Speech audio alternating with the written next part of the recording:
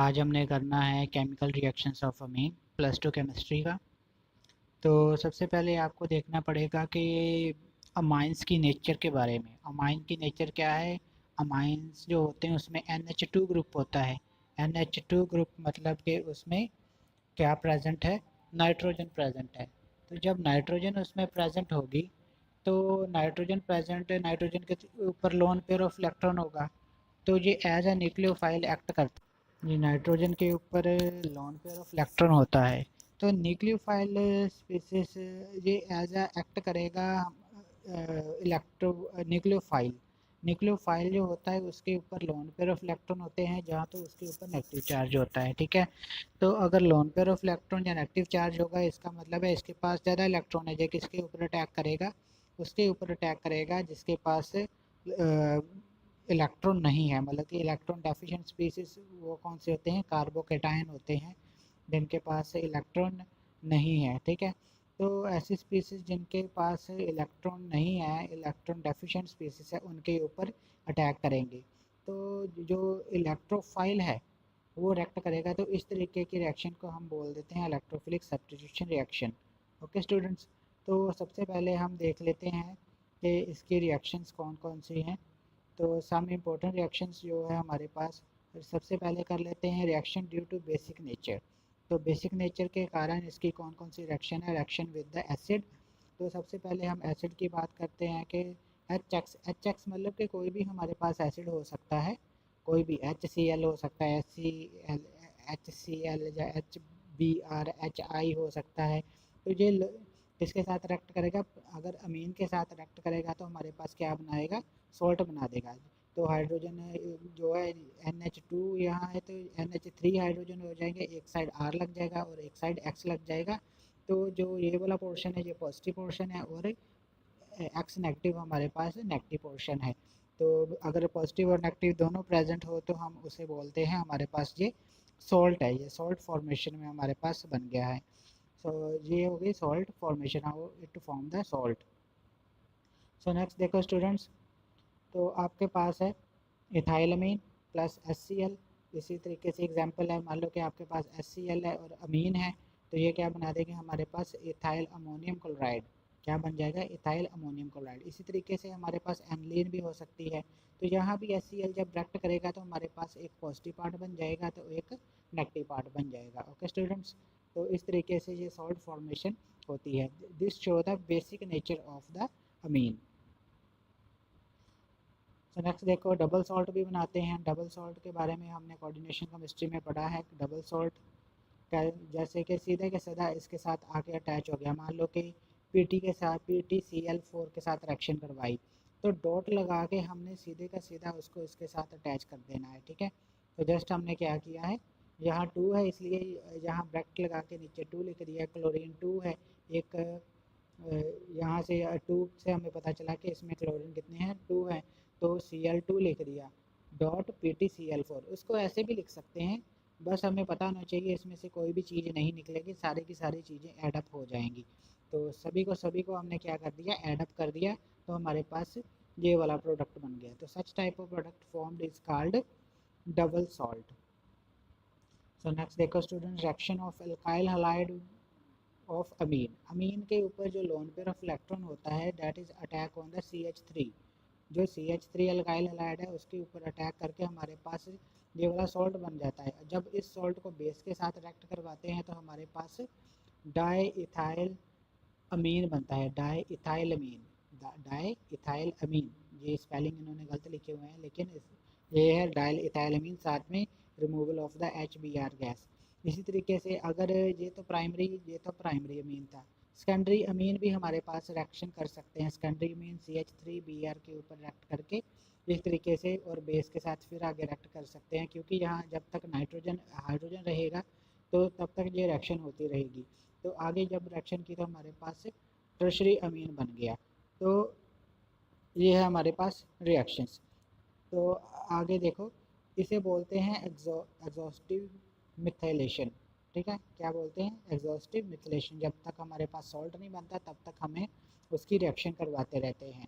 सो next देखो student, aniline भी है जो वो भी अल्काइल हैलाइड के साथ रिएक्शन करके अगर उसमें CH3 है तो एक CH3 इधर से निकल के यहाँ से हाइड्रोजन एक निकल जाएगा और उसकी जगह क्या अटैच हो जाएगा, उसकी जगह CH3 अटैच हो जाएगा। तो CH3 अटैच हो गया। अगर और अल्काइल हैलाइड ऐड करेंगे तो इसमें से एक और CH3 लग जाएगा, क्योंकि यहाँ एक और हाइड्रोजन है नाइट्रोजन के साथ। जे भी नाइट्रोजन के साथ जो हाइड्रोजन है वो हट जाएगा और हमारे पास 2 CH3 लग सकते हैं। अब कोई भी हाइड्रोजन हमारे पास नहीं है, तो इसलिए हमारे आगे क्या बन जाता है, अगर और CH3I के साथ रिएक्शन करवाएंगे तो नेक्स्ट क्या बन जाएगा, सॉल्ट बनेगा। जब जब तक हाइड्रोजन रहेंगे तब तक ये प्राइमरी, सेकेंडरी और टर्शरी में चेंज होता रहेगा। जब ख़त्म हो जाएंगे हाइड्रोजन नाइट्रोजन के साथ लगे हुए, तो तब हमारे पास सॉल्ट एंड पे बन जाएगा। ठीक है। सो नेक्स्ट देखो स्टूडेंट्स, बेंजोइलेशन। बेंजोइलेशन का मतलब क्या है कि C6H5 ग्रुप को इसके साथ लगाना। ठीक है, इथाइलमीन की को किसके साथ लगाना है हमने ग्रुप को, बेंजोइलेशन का मतलब कि एरोमेटिक अमीन लगा देनी। ठीक है। सो एरोमेटिक कंपाउंड को इंट्रोड्यूस करने के लिए हमारे पास रिएक्शन इन द पीरियडिंग। ठीक है। तो इसमें से यहाँ से एक हाइड्रोजन निकल जाएगा और यहाँ से एक H निकल जाएगा, तो हमारे पास -HCl हो जाएगा और बाकी का जो है वो कंबाइन कर जाएगा। तो जो बाकी का जो है कंबाइन कर गया, तो इसी तरीके से एनिलीन भी हो सकता है। यहाँ से एक HCl निकलेगा, यहाँ से एक H निकलेगा, तो HCl बाहर निकल जाएगा इन द प्रेजेंस ऑफ एनिलीन और हमारे पास ये प्रोडक्ट बन जाएगा। दिस प्रोडक्ट इज कॉल्ड बेंजीनालाइड और एन फिनाइल बेंजीनमाइड। दोनों में से कोई भी नाम आप यूज़ कर सकते हो, लेकिन इसमें इस रिएक्शन में HCl बाहर निकल जाएगा और बाकी का बाकी हमारे पास प्रोडक्ट बन जाएगा। सो इस रिएक्शन को हम बेंजोलेशन को क्या बोलते हैं, स्कॉटन बोमेन रिएक्शन। अगर इथाइलमीन हो और हमारे पास फिनोल हो with benzoyl chloride in the presence of dilute aqueous sodium hydroxide, तो इसे बोल देते हैं स्कॉटन बोमेन रिएक्शन। तो this reaction is not given by the tertiary Amin. Tertiary अमीन ये रिएक्शन नहीं देते, क्योंकि acid chloride and acid anhydride, क्योंकि इसमें रिप्लेसेबल हाइड्रोजन नहीं है, मतलब कि इसमें कोई हाइड्रोजन प्रेजेंट नहीं होता नाइट्रोजन के साथ जिसको हटाया जा सके। सो नेक्स्ट हमारे पास से जो है that is a Heisenberg reagent. तो हेजनबर्ग रिएजेंट जो है वो कौन सा है हमारे पास, C6H5CO2Cl। This is also called benzene sulfonyl chloride. This is called benzene sulfonyl chloride. ठीक है। बेंजीन सल्फोनाइल क्लोराइड दूसरी साइड हमारे पास प्राइमरी अमीन है। तो जब प्राइमरी अमीन के साथ रिएक्शन करेगा तो प्राइमरी अमीन का hydrogen and benzene sulfonyl chloride का Cl, ये HCl बाहर निकल जाएगा और हमारे पास ये वाला प्रोडक्ट बन जाएगा। ठीक है। This product is called N ethyl benzene sulfonamide. ये वाला प्रोडक्ट बन जाएगा जब ये रिएक्शन होगी किसके साथ, प्राइमरी अमीन के साथ या फिर सेकेंडरी अमीन के साथ। सेकेंडरी अमीन के साथ भी आप देख सकते हो कि सेकेंडरी अमीन के साथ भी रिएक्शन बन गई है। ये देखो, क्योंकि यहाँ भी H है, जब तक H रहेगा तो यहाँ भी Cl है, तो ये HCl बाहर निकल जाएगा, -HCl हो जाएगा हमारे पास और हमारे पास प्रोडक्ट ये वाला बन जाएगा। अगर इसको सोडियम हाइड्रोक्साइड के साथ रिएक्शन करवाएंगे तो कोई भी रिएक्शन नहीं होगी। सो टर्शरी अमीन ये रिएक्शन ही नहीं देती, क्योंकि उसमें रिप्लेसेबल हाइड्रोजन नहीं है, क्योंकि सारे के सारे R ग्रुप लगे होते हैं नाइट्रोजन के साथ, कोई हाइड्रोजन नहीं होता, तो HCl कहाँ से निकलेगा, तो HCl नहीं निकलेगा। इसलिए टर्शरी अमीन में हाइड्रोजन प्रेजेंट ना होने के कारण ये रिएक्शन नहीं होती है। ओके स्टूडेंट्स, सो यही रिएक्शन हमारी एरोमेटिक कंपाउंड के साथ भी हो सकती है, क्योंकि एरोमेटिक कंपाउंड में भी हाइड्रोजन प्रेजेंट लगे हुए हैं नाइट्रोजन के साथ। तो ये वाला क्लोरीन और इसमें से हाइड्रोजन निकल के हमारे पास ये वाला कंपाउंड बन जाता है। Okay, this compound is called phenyl benzene sulfonamide. तो इसका मतलब है एरोमेटिक अमीन भी हमारे ऐसा बेंजीन सल्फोनाइल क्लोराइड के साथ रिएक्शन कर जाते हैं। कौन कौन से रिएक्शन कर जाते हैं, primary amine, secondary amine and aniline, लेकिन टर्शरी अमीन नहीं करते। क्यों नहीं करते, क्योंकि उनमें कोई भी हाइड्रोजन जो डायरेक्टली नाइट्रोजन के साथ अटैच नहीं है, सभी के सभी R ग्रुप लगे होते हैं टर्शरी अमीन में, इसलिए वो रिएक्शन नहीं देता विद बेंजीन सल्फोनाइल क्लोराइड।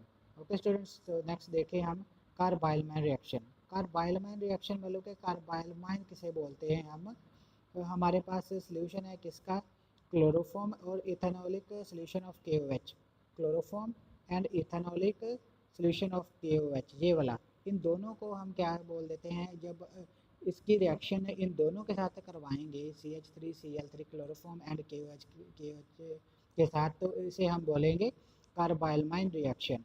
तो क्या करेंगे, सबसे पहले देखो कि इसमें एक कंपाउंड बनेगा, यहाँ से निकल जाएगा हमारा H2, और दूसरी साइड से हमारा निकल जाएगा OH। तो हमारे पास वाटर जो बाहर निकल जाएगा, तो इसकी जो रिएक्शन है वो कम्प्लेक्स है, बस आपने याद रखनी है कि इसमें बनता क्या है, मिथाइल आइसोसाइनाइड बनता है इन कार्बाइलमाइन रिएक्शन। ये प्राइमरी अमीन जो है रिएक्ट करते हैं, तो प्राइमरी अमीन जब रिएक्ट करेंगे तो क्या बनाएंगे, हमारे पास मिथाइल आइसोसाइनाइड मिथाइल आइसोसाइनाइड या मिथाइल कार्बाइलमाइन, क्या बनेगा हमारे पास मिथाइल कार्बाइलमाइन। जब कब बनेगा, जब प्राइमरी अमीन क्लोरोफॉर्म और KOH के साथ रिएक्शन कर जाती है, तो फॉर्मेशन ऑफ मिथाइल कार्बामाइन। तो इसका मतलब है कार्बाइलमाइन reaction is given by the primary amine. Okay students, so next देखो कि सेकेंडरी एंड टर्शरी अमीन ये कार्बाइलमाइन रिएक्शन जो है वो नहीं देते हैं, secondary and tertiary Amin कार्बाइलमाइन reaction नहीं देते हैं। तो ये डिस्टिंग्विश करने के लिए है कि हमारे पास प्राइमरी, सेकेंडरी या टर्शरी अमीन प्रेजेंट है, कौन सी हमारे पास अमीन बनी है, प्राइमरी बनी है, सेकेंडरी बनी है या टर्शरी बनी है, उसको क्लोरोफॉर्म और KOH के साथ अल्कोहलिक सोल्यूशन के साथ रिएक्शन करवा के हम पता कर सकते हैं। अगर तो रिएक्शन हो जाती है तो मिथाइल कार्बाइलमाइन बन जाता है, तो इसका मतलब है कि ये प्राइमरी अमीन है। अगर नहीं बनता तो रिएक्शन नहीं होती, तो इसका मतलब है वो सेकेंडरी या टर्शरी अमीन होंगी। लेकिन ये रिएक्शन एरोमेटिक अमीन के साथ भी हो सकती है, क्योंकि यहाँ भी H2 प्रेजेंट है, तो जब H2 फाइन तो फिनाइल आइसोसाइनाइड बन जाएगा हमारे पास एरोमेटिक अमीन के साथ। Okay students, so this reaction is also possible with the aromatic amines. So next देखो स्टूडेंट्स, हमारे पास क्या है, so next reaction with the nitrous acid. Nitrous acids तो बनाने के लिए क्या करते हैं, सबसे पहले NaNO2HCl के साथ रिएक्शन करवा के नाइट्रस एसिड बनाते हैं, ठीक है। तो इसको क्या बोलते हैं, नाइट्रस एसिड को ऐसे भी लिखा जाता है, इसका फॉर्मूले को ऐसे भी लिखा जाता है, ठीक है। सो जब इसको रिएक्शन करवाएंगे हम एनालिन को जब रिएक्शन करवाएंगे कि this is important compound benzene diazonium chloride, ये बहुत ही इम्पोर्टेंट कंपाउंड है, तो ये वाला कंपाउंड बनता है। तो इसकी बहुत ज़्यादा इम्पोर्टेंस है, लेकिन हमारे सिलेबस में अब की बार नहीं है, तो नहीं तो इसकी भी रिएक्शन हमने करनी थी। तो इस कंपाउंड को बनाने की प्रोसेस को हम बोलते हैं डाइजोटाइजेशन। डाइजोनियम सॉल्ट या डाइजोनियम बेंजीन डाइजोनियम क्लोराइड बनाने की प्रोसेस को हम बोलते हैं डाइजोटाइजेशन। तो कि कौन कौन से हमारे रिएजेंट यूज हुए, एनालिन, HCl एंड NaNO2 जो हमारे पास इस रिएक्शन में यूज हुए to form the benzene diazonium chloride. So next देखो students, reaction of primary amine with nitrous acid, HNO2 के साथ रिएक्शन करके हमारे पास प्राइमरी अल्कोहल बनेगा, ठीक है। यही रिएक्शन अगर हमारे पास इस तरीके से प्रेजेंट होगी तो हमारे पास सेकेंडरी अल्कोहल बनेगा। टर्शरी अल्कोहल, अगर ये ऐसे 3 CH3 लगे हुए हैं इस कार्बन के साथ, तो हमारे पास टर्शरी अल्कोहल बन सकता है, ठीक है। So different reaction, different type of amines used to form the different type of alcohol when HNO2 is used. So primary means secondary and tertiary amine can be used to prepare the primary, secondary and tertiary alcohol with HNO2, ठीक है students. सो next देखो, secondary amine एलिपैथिक और aromatic चाहे वो secondary amines, तो वो क्या कहते हैं, they form the yellow oil. Yellow oil मतलब कि जब सेकेंडरी अमीन को रिएक्ट करवाएंगे तो यहाँ से वाटर निकल जाएगा, ये देखो H2O यहाँ से निकल जाएगा, और इस नाइट्रोजन के और इस नाइट्रोजन के बीच बॉन्ड बन जाएगा, ये बॉन्ड बन गया हमारे पास प्रोडक्ट में। तो इसका मतलब है कि ये कौन सा कंपाउंड बन गया हमारे पास, nitrosoamine which is called yellow oil. तो येलो ऑयल बनाएगा। तो प्राइमरी, इसका मतलब कि सेकेंडरी क्या रिएक्ट कर सकते हैं, यस सेकेंडरी भी रिएक्ट कर सकते हैं, क्योंकि यहाँ से वाटर यहाँ से भी निकल जाएगा, लेकिन टर्शरी रिएक्ट नहीं करेंगे, ठीक है। लेकिन ये टर्शरी रिएक्ट नहीं करेंगे। टर्शरी अमीन में क्या होगा, टर्शरी अमीन में हमारे पास सीधा का सीधा सॉल्ट बन जाएगा, ठीक है। क्योंकि रिएक्शन के लिए यहाँ इस नाइट्रोजन के साथ हाइड्रोजन नहीं लगा हुआ है, इसीलिए ये टर्शरी अमीन सीधा का सीधा सॉल्ट बनाएगा। लेकिन ऊपर वाली प्राइमरी और सेकेंडरी अमीन में पहले नाइट्रोसो अमीन बनेगा, ठीक है। इसमें भी नाइट्रोसो अमीन बना, इसमें भी नाइट्रोसो अमीन बना, क्योंकि वहाँ वाटर रिमूवल हो सकती थी, ठीक है। लेकिन इसमें वाटर रिमूवल नहीं होगी क्योंकि इस नाइट्रोजन के साथ हाइड्रोजन नहीं लगा हुआ है। जो टर्शरी अमीन है उसमें हाइड्रोजन नहीं प्रेजेंट है। सो इसी तरीके से इसमें जो और कोई रिएक्शन नहीं होगी, ठीक है। इसमें टर्शरी अमीन जो है वो सीधा का सीधा नाइट्राइट सॉल्ट बनाता है। तो उसको होट करने के बाद सो आपने यहाँ तक की रिएक्शन ये करनी है, ठीक है। सो यहाँ भी टर्शरी अमीन है HNO3 के साथ सॉल्ट बना रहा है, आपने ये वाली रिएक्शन करनी है, ओके स्टूडेंट्स। सो नेक्स्ट देखो आपके पास आ गया reaction with the Grignard reagent. Grignard reagent already मैंने बता चुका हूँ मैं आपको, जिसमें एक R ग्रुप लगा हो, एक Mg लगा हो और एक X लगा हो, ठीक है। तो CH3MgBr is example of the Grignard reagent. इसको जब प्राइमरी अमीन के साथ रिएक्ट करवाएंगे तो हमारे पास मीथेन गैस प्रोड्यूस होगी, ठीक है। तो this is a good method to form the alkenes. Alkene बनाने का एक अच्छा मेथड है। लेकिन ये भी रिएक्शन कर सकता है, इथाइल अमीन भी रिएक्ट कर सकते हैं हमारे पास ग्रिग्नार्ड रिएजेंट के साथ, तो they will also form the ethane, ठीक है।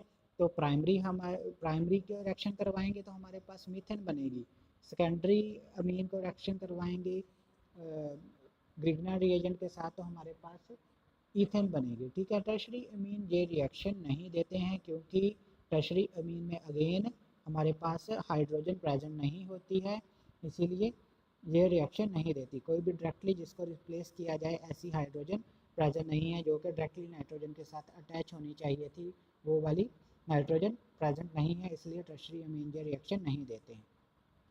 सो नेक्स्ट देखो हेलोजिनेशन। हेलोजिनेशन का क्या मतलब है कि हेलोजन लगा देना, ठीक है। अगर हेलोजन रिंग के साथ कहीं भी, ये है एनिलीन, ये है रिंग, रिंग के साथ कहीं भी जब कोई भी हेलोजन लग जाएगा, मान लो कि ब्रोमीन है, तो ब्रोमीन आगे जब एक्वस में वाटर में यूज़ करेंगे Br2 दिस रिएक्शन, तो ये और तो पैरा पोजीशन और दो पोजीशन, और दो एंड पैरा पोजीशन के ऊपर ब्रोमीन जाकर लग जाएगी, ठीक है। तो ये इलेक्ट्रोफिलिक सब्स्टिट्यूशन रिएक्शन है। इलेक्ट्रोफिलिक सब्स्टिट्यूशन रिएक्शन का मतलब है कि Br जो अटैक करेगी रिंग के ऊपर, Br positive as a Br positive attack करेगी, ठीक है।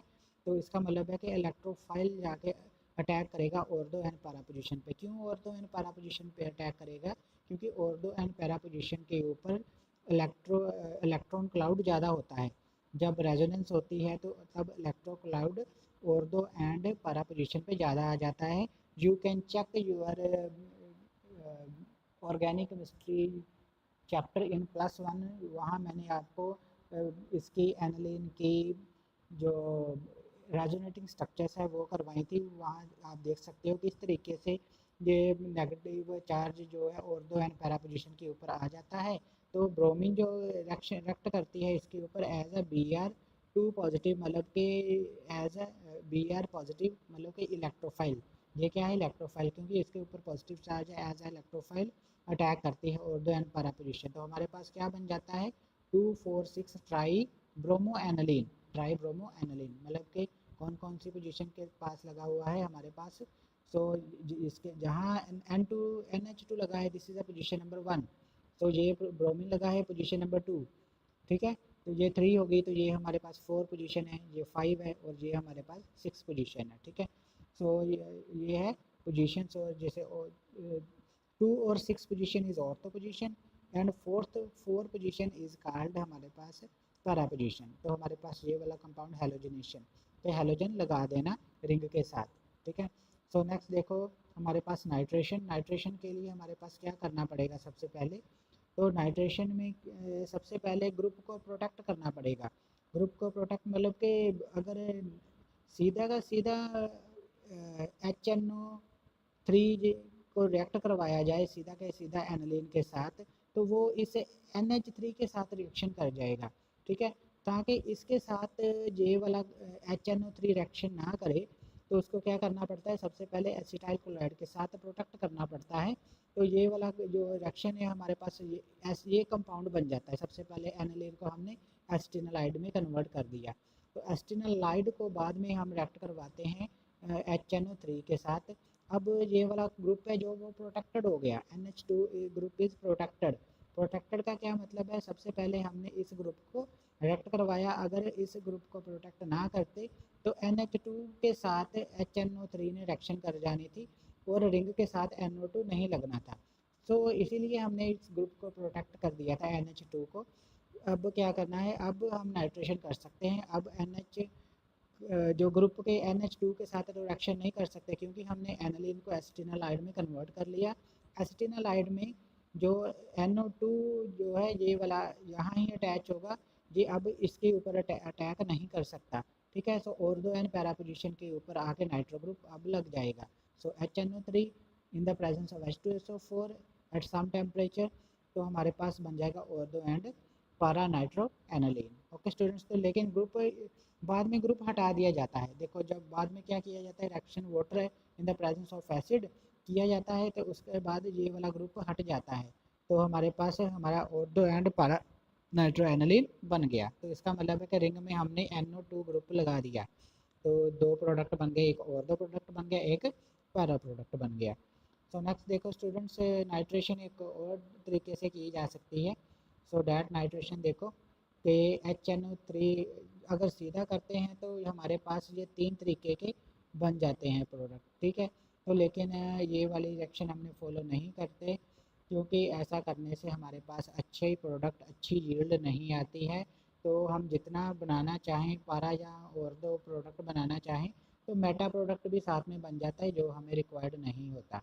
ओके स्टूडेंट्स, सो नेक्स्ट है हमारे पास सल्फोनेशन। सल्फोनेशन मतलब कि SO3H पॉजिटिव जो है रिंग के साथ लगाना, SO3H पॉजिटिव रिंग के साथ लगा देंगे तो उसे बोलते हैं सल्फोनेशन। सो देखो नेक्स्ट में हम सल्फोनेशन में करते हैं हाउ सल्फोनेशन। देखो सल्फोनेशन में क्या है, H2SO4 के साथ रिएक्शन करवाई तो सबसे पहले हमारे पास एनालिन हाइड्रोजन सल्फेट बना। तो इसको बाद में जब हमने 453 केल्विन के ऊपर हीट किया तो हमारे पास SO3H जो है ऑर्थो पोजीशन के ऊपर लग गया। तो this can exist in this form also, लेकिन आपको ये फॉर्म लिखने की ज़रूरत नहीं है, यहाँ तक आपको पता होना चाहिए, ठीक है। ओके स्टूडेंट्स, सो नेक्स्ट है हमारे पास कैटालिटिक हाइड्रोजनेशन। कैटालिटिक हाइड्रोजनेशन का मतलब क्या होता है कि इन the presence of catalyst hydrogen जो है उसको लगा देना, ठीक है। जब हाइड्रोजन यहाँ रिएक्ट कर जाएगा तो वो हाइड्रोजन सारी की सारी पोजीशन के सारे की सारी नाइट्रोजन के साथ लग जाएगा, ठीक है। इसको छोड़ के बाकी सारी की सारी रिंग में लग जाएगा तो हमारे पास साइक्लोहेक्सेनमीन बन जाएगा। एनालिन से हमने क्या बना लिया, cyclohexanamine when reacted with the H2 in the presence of nickel catalyst at 573 Kelvin. Okay students, so these are about the reactions of uh, amine with different compounds to form the different products. Okay students, so these are the chemical reactions, these were the chemical reactions of amine. Thank you very much.